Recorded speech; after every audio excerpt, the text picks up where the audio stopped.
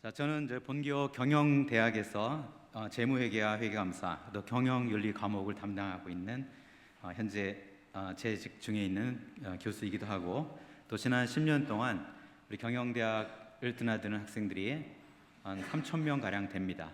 그 학생들을 위해서 또 신앙 지도 교수로서 섬겨 왔습니다.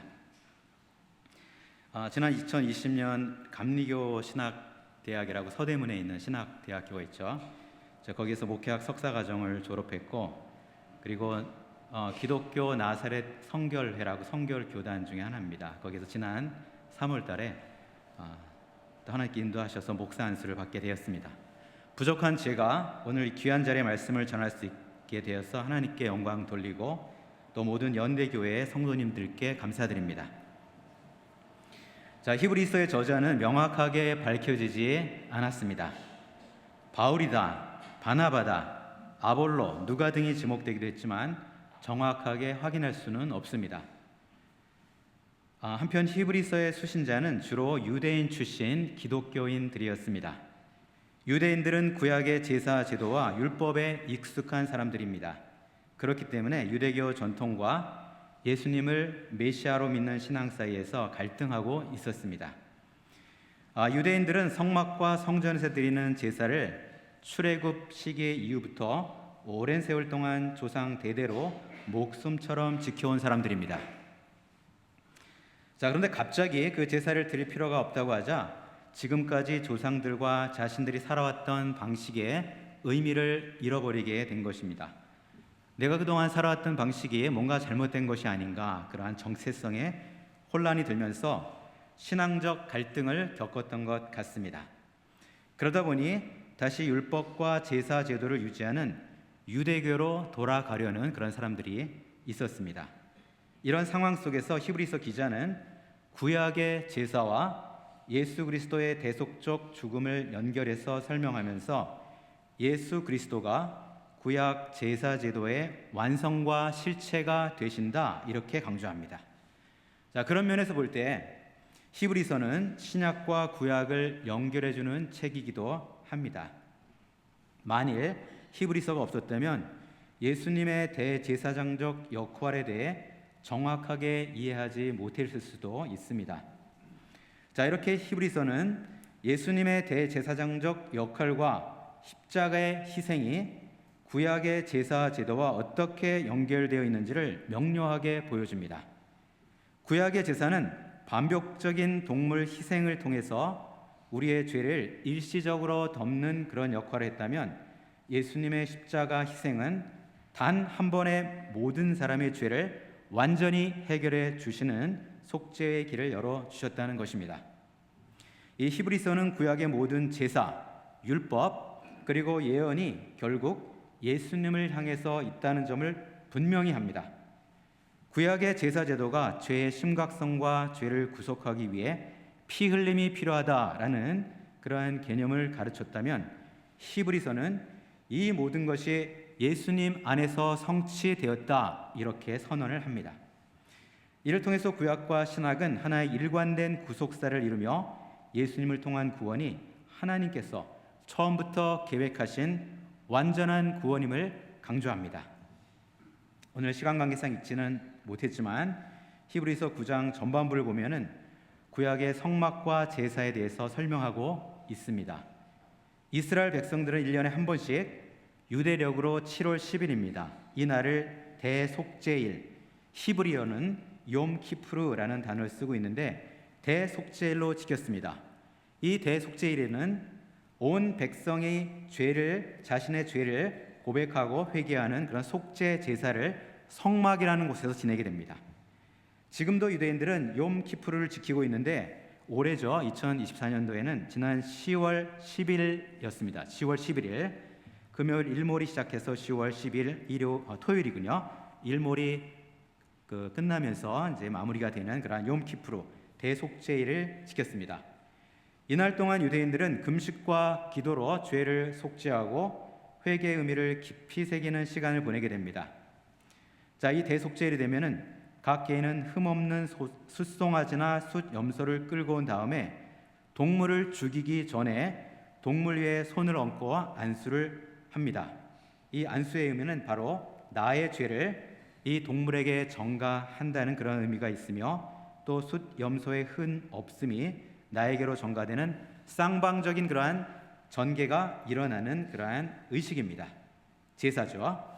그러면 이제 각 개인은 동물을 잡고 가죽을 벗기고 동물의 몸을 여러 부분으로 나누는 각을 뜬다는 그런 표현을 쓰는데, 번제로 태워서 드리게 됩니다. 이 동물을 잡으면서 자신도 마땅히 동물처럼 죽어야 한다는 죄의 심각성을 깨닫게 되는 것입니다. 그리고 동물이 대신 죽음으로써 내 죄가 용서받게 됨을 감사하며 제물을 드리게 됩니다. 이때 태워서 올라가는 그 연기는 하나님께 우리가 우리의 죄를 씻고자 하는 마음의 헌신을 의미합니다. 이 번제 의식은 신약에서 예수님이 자기 몸을 하나님께 제물로 드리는 것으로 완성된 것입니다.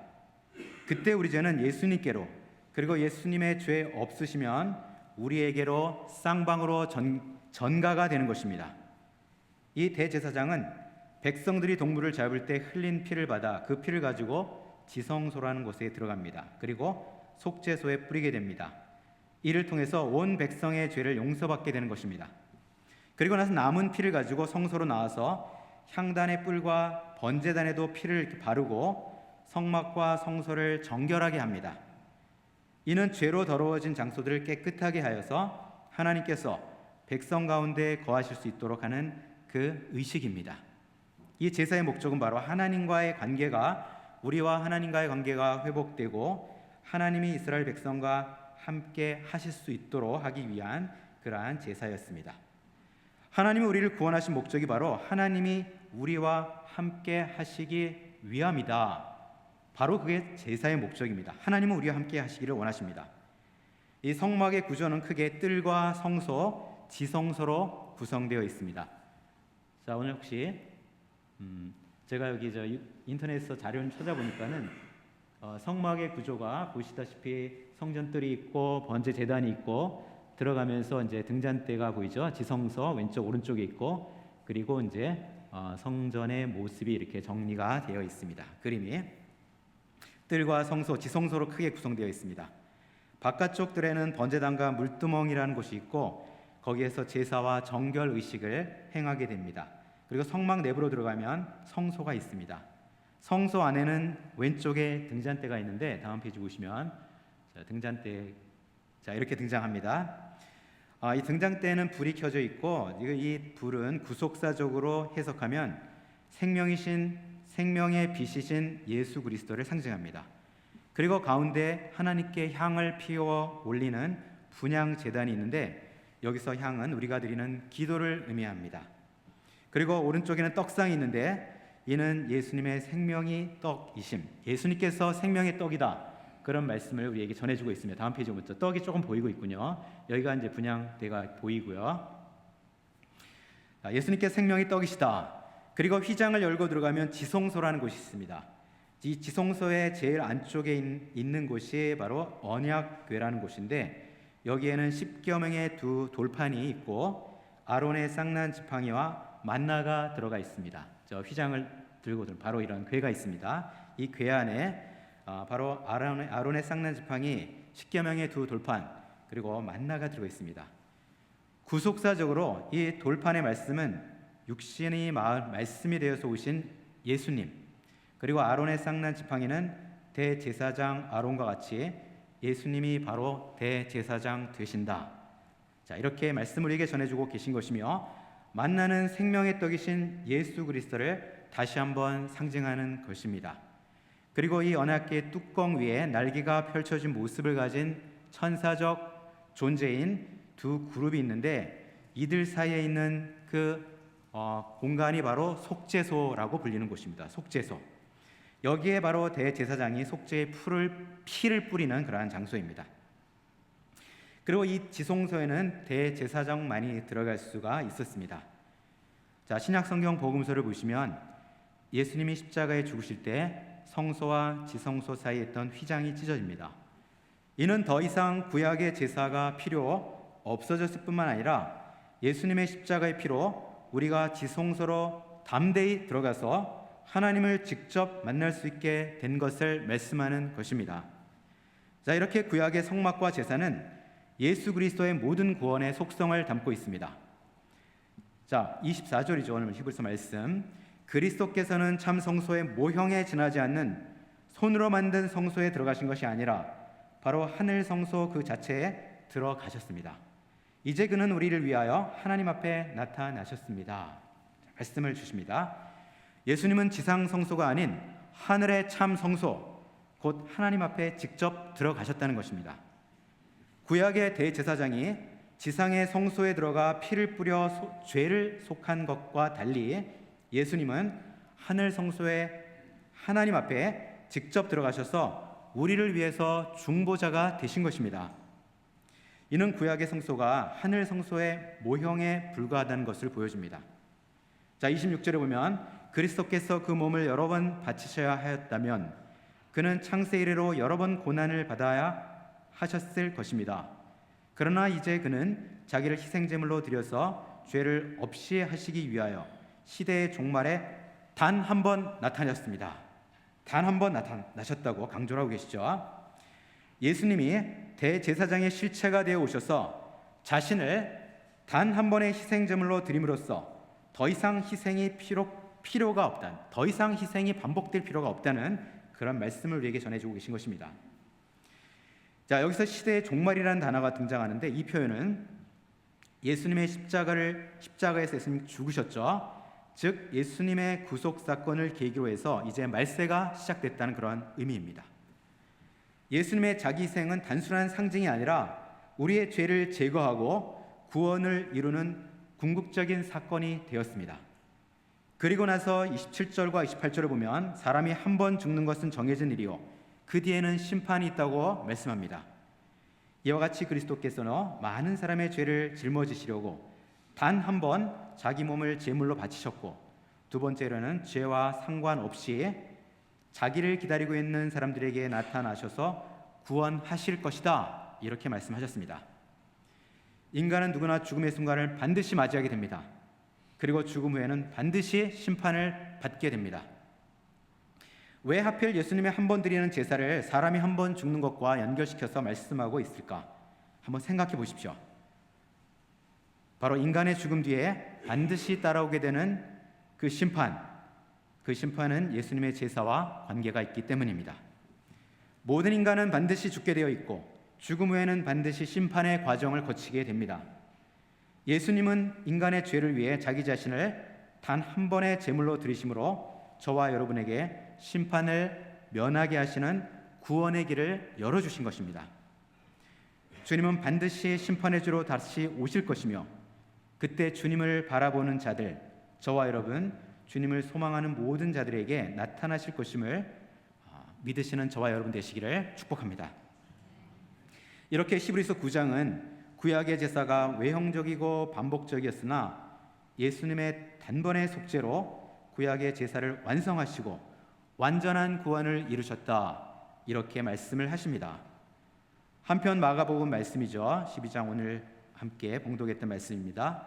이 구약의 제사와 예수님이 드린 단번의 제사를 통해 이루신 구속사에 대해서 우리 성도들이 어떻게 반응해야 될지를 서기관과 과부의 모습을 통해서 우리에게 알려주십니다.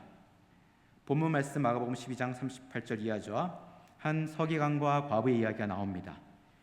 긴 옷을 입고 다니며 시장에서 문안받기를 좋아하며 상석에 앉기를 즐기며 남에게 보이려고 길게 기도하는 그 서기관의 모습은 남에게, 자신의 신앙이 아니라 남에게 보여주기 위한 그런 신앙, 외식적인 모습을 가지고 있습니다. 자, 그런데 과부는 어떻습니까? 자기의 재산 모두를 하나님께 드립니다. 그녀는 당장 오늘 저녁 먹을 끼니를 걱정해야 함에도 불구하고 가진 재산을 모두 하나님께 드립니다. 이 비유는 전 재산을 다 바쳐서 헌금을 하라, 이런 의미가 아닙니다. 가난한 과부의 헌금 이야기는 하나님 앞에서 저와 여러분이 가져야 할 영적인 태도를 의미합니다. 서기관들이 외식적 종교 행위에 치중하는 반면 과부는 감사의 마음으로 자신의 모든 것을 드리는 진정한 신앙을 보여주고 있습니다. 구약의 제사와 서기관의 모습은 공통점을 가집니다. 제사는 본래 회개와 헌신의 마음을 담아 드리는 것이어야만 했습니다. 하지만 제사가 오랜 기간 반복되면서 형식화되고 외형적인 행태로 전락했습니다.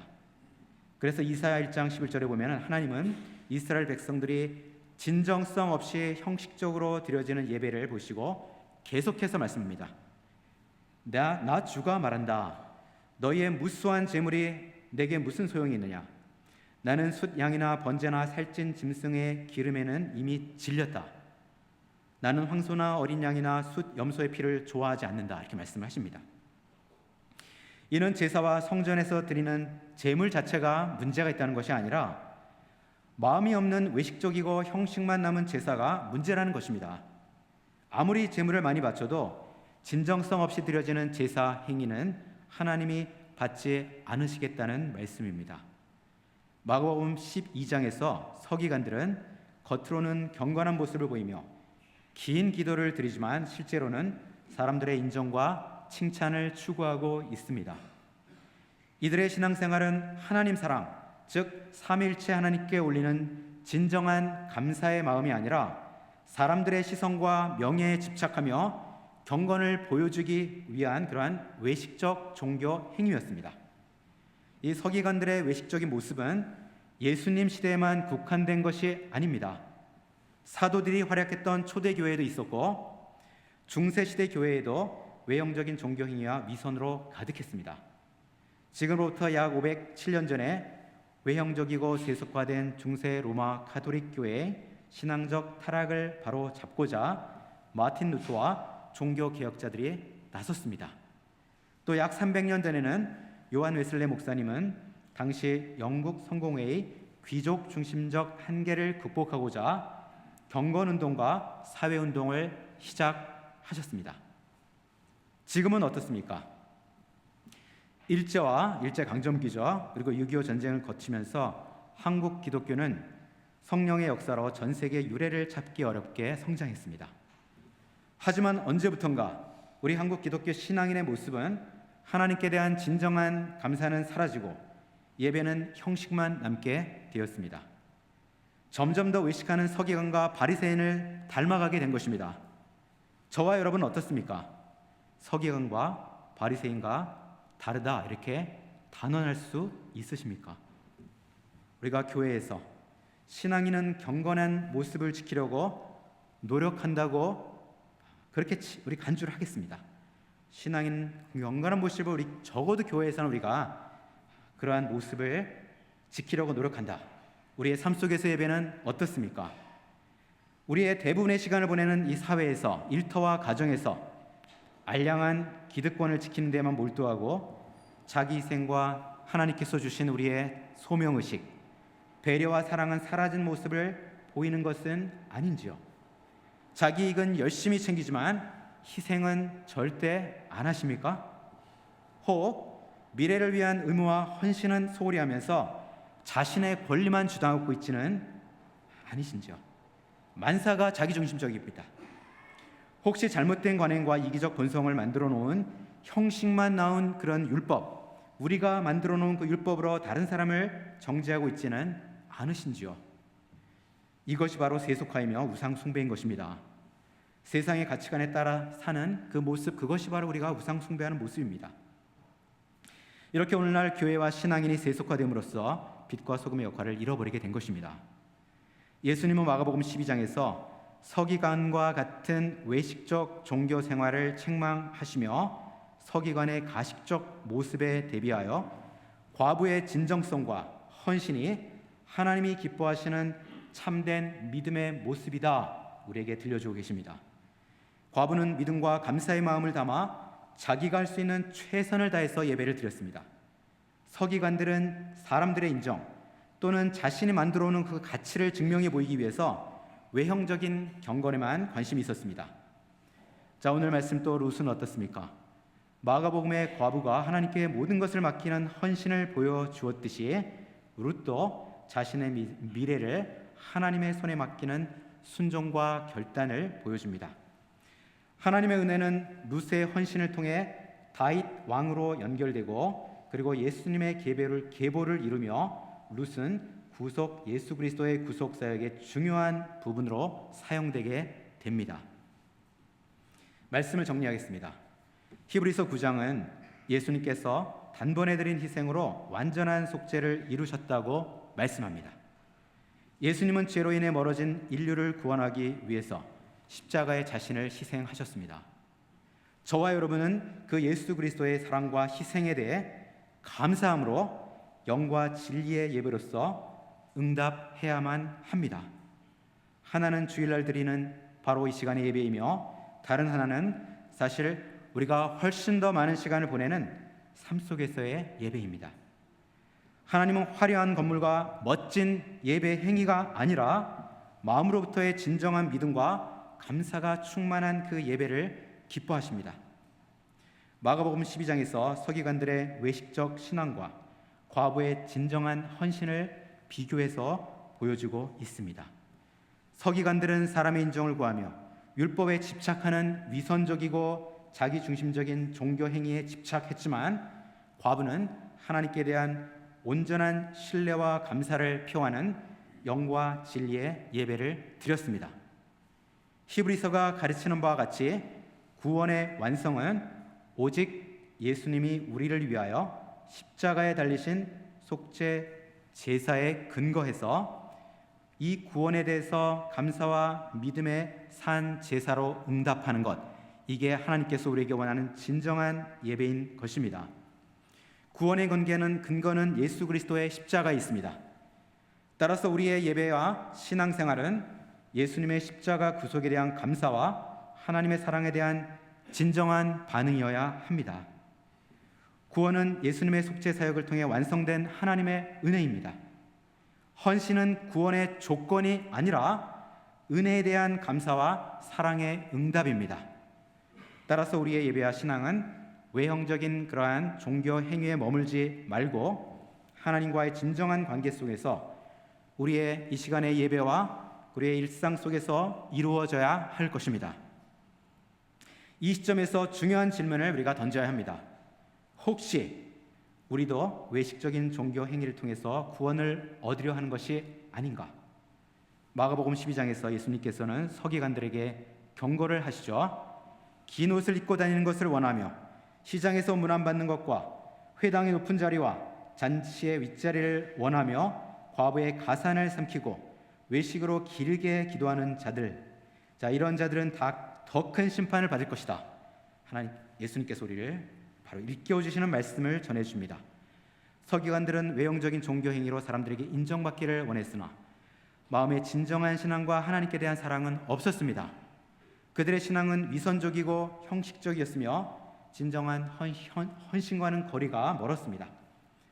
오늘날 저와 여러분 어떻습니까? 혹시 외식행위 가운데 자신의 의만 앞세우고 있는 것이 아닐까요? 예수님의 꿈, 예수님의 드림은 온 인류가 구원을 받고 하나님이 주신 평안과 축복을 누리는 것입니다. 그리고 과부의 꿈, 과부의 드림은 예수님의 드림에 대한 감사를 영과 진리로 표현하는 것입니다.